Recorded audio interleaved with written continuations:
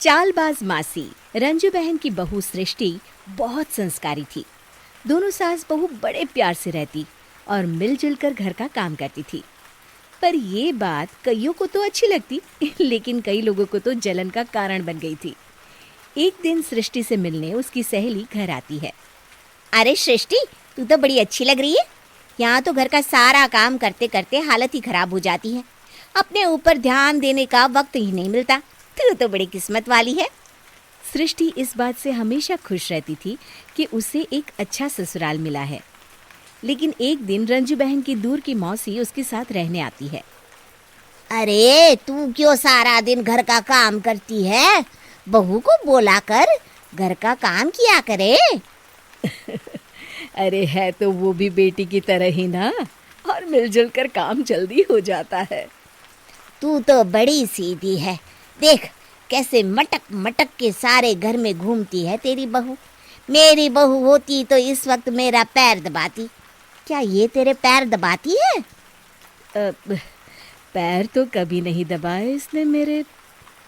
ये सुनकर रंजना मौसी समझ जाती है कि उसने अपना काम कर दिया। अब जल्दी सास बहू में जंग होगी। मौसी मुस्कुराती हुई वहां से निकल जाती है। एक दिन रंजना मौसी सृष्टि से कहती है, तुम्हारे कान के झुमके तो बड़े सुंदर लग रहे हैं। जरूर तुम्हारी सास ने दिए होंगे। नहीं नहीं मौसी, मेरी माँ ने दिए हैं।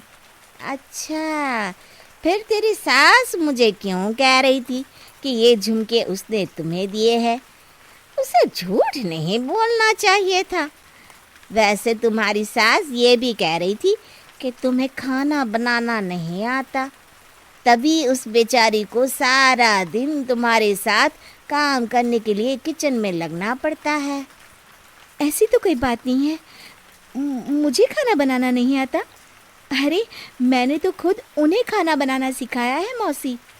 रंजना मौसी वहाँ से चली जाती हैं। किचन में सृष्टि खाना बना रही होती है कि तभी उसकी सास वहाँ आ जाती है और वो कहती है, आज मेरे पैर में बहुत दर्द है, खाना तू ही बना ले। और वैसे भी मैंने सुना है कि मुझे खाना बनाना तो तूने सिखाया है। हाँ माँ जी, सुना तो आपने सही है। वैसे मैंने भी बहुत कुछ सुना है, लेकिन क्या बोलूं। दोनों सास बहू को झगड़ते देख बाहर खड़ी रंजना मौसी मुस्कुराने लगती है। बड़ी आई थी प्यार से रहने वाली।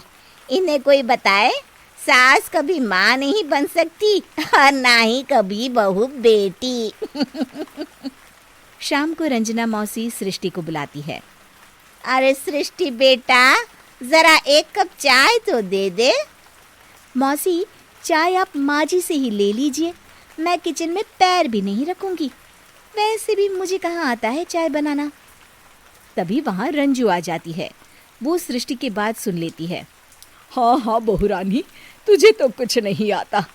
रंजना, तो तू एक काम कर, तू ही चाय बना ले। और हाँ, सृष्टि को भी चाय दे देना। इसे क्या लगता है ये चाय नहीं बनाएगी तो क्या हम चाय नहीं पिएंगे? अरे हम पिएंगे भी और पिलाएंगे भी। रंजना मौसी थक कर उठती है। ठीक है रे रंजू दीदी, आप जैसा बोले। रंजना चाय बनाकर लाती है और सोफे पर बैठी सृष्टि और रंजू को चाय देती है। अच्छा हूँ, रात में देर हो जाएगी आने में।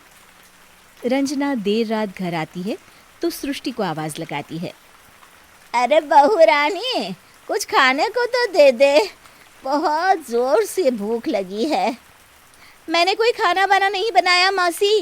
वैसे भी आपकी बहन तो कहती है ना कि मुझे खाना बनाना आता ही नहीं। अब यह फिर से ना शुरू हो जाए। तभी वहाँ रंजू आ जाती है।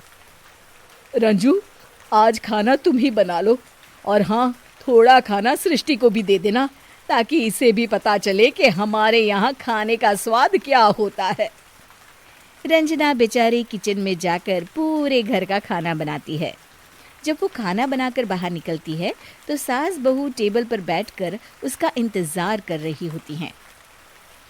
लाओ लाओ रंजू, जल्दी खाना लाओ, बहुत जोर की भूख लगी है।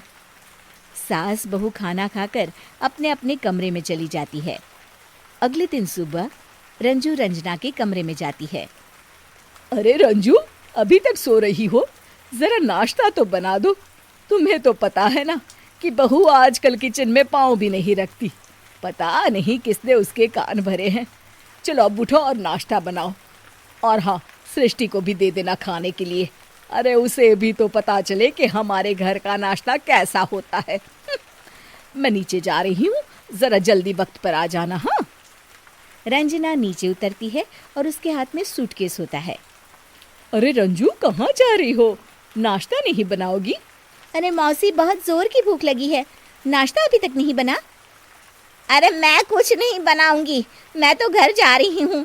तुम सास बहू के चक्कर में मेरी तो कमर ही टूट गई। अरे अरे मौसी, कहाँ जा रही हो? तुम चली जाओगी तो हम सास बहू को खाना कौन खिलाएगा? रंजना मौसी भागते हुए कहती है। अरे मेरे बस की नहीं है, मुझे माफ करो। मैंने तो गलती कर दी तुम दोनों के बीच में झगड़ा लगाकर। रंजना मौसी के जाने के बाद रंजू सृष्टि से कहती है। बढ़िया आई थी हमारे बीच लड़ाई लगवाने वाली। अरे कौन कहता है कि सास माँ और बहू बेटी नहीं बन सकती? सही कह रही हैं माँ। अगर ऐसे भड़काने वाले लोगों से दूर रहा जाए तो हर सास माँ और हर बहू बेटी बन सकती है।